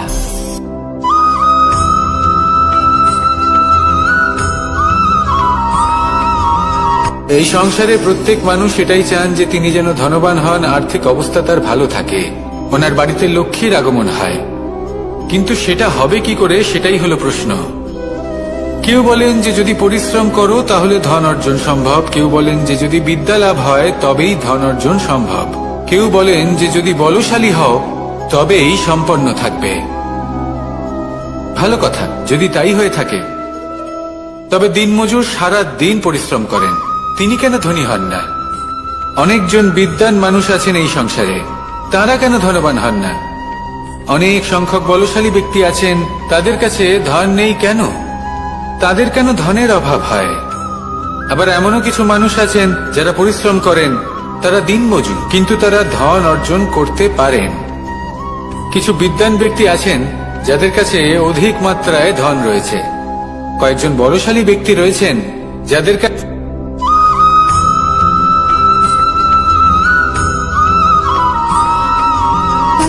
সুখ, দুঃখ এবং শক্তি, এই তিন হলো এই সংসারের ত্রিদেবের মতো। আমাদের জীবনে যা কিছু ঘটছে এই তিনটির ভিত্তির উপরেই হচ্ছে। আসলে এই সংসারের একটা নিয়ম আছে, যখনই আপনি কিছু লাভ করেন এই সংসার আপনার পরীক্ষা নেয়। এটা জানার জন্য আপনার পরীক্ষা নেয় যে আপনি যা কিছুই লাভ করেছেন, আপনি কি আদৌ সেটার যোগ্য কিনা। ঠিক সেইভাবেই এই সুখ, দুঃখ এবং শক্তি আপনার পরীক্ষা নিয়ে থাকে। যখন সুখ আসে তখন সে আপনার পরীক্ষা নেয় যে আপনার মধ্যে অহংবোধ জাগ্রত হয়নি তো। যদি অহংবোধ চলে আসে তাহলে সুখ সেখানেই সঙ্গ ত্যাগ করে। দুঃখ আপনার ধৈর্যের পরীক্ষা নিতে থাকে, আর যদি আপনার মধ্যে ধৈর্য না থাকে তাহলে এটা আপনাকে আরো বেশি দুঃখের গভীর অন্ধকারে ঠেলে দেবে। সেখানে শক্তি পরীক্ষা নেয় আপনার বিনম্রতার।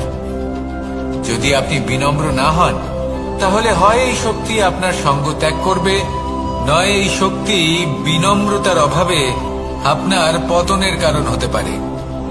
এই সংসারে যে কোনো ব্যক্তি যিনি এই পরীক্ষায় উত্তীর্ণ হয়ে থাকেন, এই জীবনে তিনি সাফল্য লাভ করেন।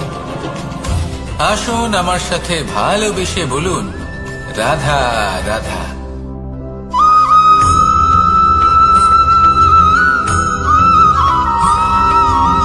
পঞ্চতত্ত্বের মধ্যে দ্বিতীয় তত্ত্ব হল ধরণী, ভূমি, যাকে আমরা ধরণী মাতা বলি। এই ধরণী ধৈর্য ধারণ করে, আর এর ওপরেই আমাদের সমগ্র সংসার নির্ভরশীল। কারণ এই ভূমি সহ্য ক্ষমতা রাখে, এর সহ্য ক্ষমতা হল অপরিসীম। সন্তান যতই আঘাত প্রদান করুক না কেন, প্রেম পূর্বক সহ্য করে, আর তার বদলে অমূল্য রত্ন প্রদান করে। সন্তান যদি হাল চালায় তাহলে তার বদলে তাকে অন্ন প্রদান করে। এটাই হলো ধরণী। এবার এর থেকে আমরা কি শিক্ষা পেতে পারি? এটাই যে কারোর জন্য কিছু করা বা কাউকে কিছু দেওয়া মনে কোনো কামনা ছাড়াই। আর এই কথাটা বুঝে যান, যদি কারোর জন্য কামনা না রেখে বা কোনো পাওয়ার আশা না রেখে কারোর জন্য কিছু করেন বা কারোকে কিছু দেন, যদি এটা আপনি শিখতে পারেন তবে আপনি ভালোবাসতে শিখে গেছেন। আর সেই জন্যই এই ধরিত্রীকে মাতা বলা হয়। কারণ মাতা শুধু উনি নন যিনি গর্ভে সন্তানকে ধারণ করেন, মাতা তো উনিও যিনি জীবন বাঁচতে শেখান, যিনি জীবন বাঁচার উদাহরণ প্রদান করেন। তাহলে ধরণীর থেকে এই নিঃস্বার্থ ভাব শিখুন, নিঃস্বার্থ ভালোবাসা শিখুন, আর এই ভালোবাসার সাথেই বলুন, রাধা রাধা।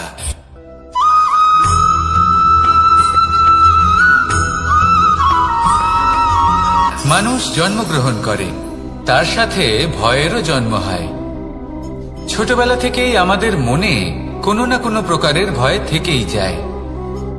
কেউ এই বিষয়ে ভয় পায় যে তার কোনো বস্তু তার থেকে দূরে চলে যাবে, কেউ এই বিষয়ে ভয় পায় যে আমি নিজেকে হারিয়ে ফেলব, কেউ এই ভেবে ভয় পায় যে আমার প্রিয়জনেরা তারা যেন আমার থেকে দূরে না চলে যায়, কেউ এই ভেবে ভয় পায় যে আমরা যেন পথ না হারিয়ে ফেলি, আদি ইত্যাদি। কিন্তু সত্যি কথা বলতে ভেবে দেখুন, এই ভয় বাস্তবে কি? শুধুই একটা মনস্থিতি, আর কিছুই নয়। যা কিছু আপনি জীবনে